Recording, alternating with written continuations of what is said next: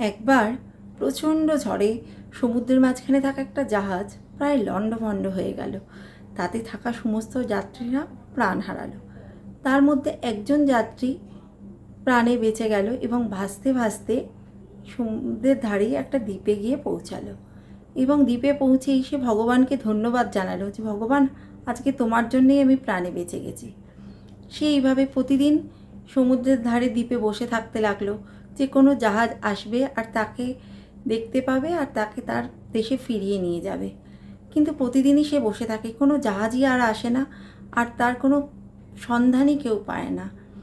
এইভাবে দ্বীপের ধারে থাকতে থাকতে সে অবশেষে একটা নিজের জন্য ছোট্ট কুটির বানিয়ে নিল এবং সমুদ্র থেকে মাছ ধরে আর বনের চারপাশে যে ফলমূলগুলো পাওয়া যায় সেই ফলমূলগুলো বন থেকে সে জোগাড় করে সে কোনোভাবে তার প্রাণটা বাঁচিয়ে রাখত। এর মধ্যে সে একদিন বনে গেল তার খাবারের সন্ধান করতে এবং বন থেকে ফিরে এসে সে দেখল তার ওই ছোট্ট কুঁড়ে ঘরটার মধ্যে একটা উনুন জ্বালানো থাকতো, যেটাতে সে রান্না করতো। সেই উনুন থেকে কোনোভাবে আগুন লেগে তার কুঁড়ে ঘরটা পুড়ে গেছে এবং সেই পুড়ে যাওয়াটা ধোঁয়া পুরো আকাশ কালো করে দিয়েছে। তখন সে খুব দুঃখ পেল। সে ভাবলো যে কোনোভাবে তো একটা ঘর করে থাকছিলাম, আমার সেই ঘরটাও পুড়ে গেল। সে ভগবানকে বলল, ভগবান, আমার কপালে তুমি এটাও রেখেছিলে। পরের দিন সকালে একটা জাহাজের আওয়াজে তার ঘুম ভেঙে গেল।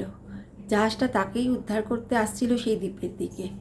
সে তাড়াতাড়ি জাহাজের ক্যাপ্টেনকে বলল যে তোমরা কি করে জানলে আমি এখানে আটকা পড়ে আছি?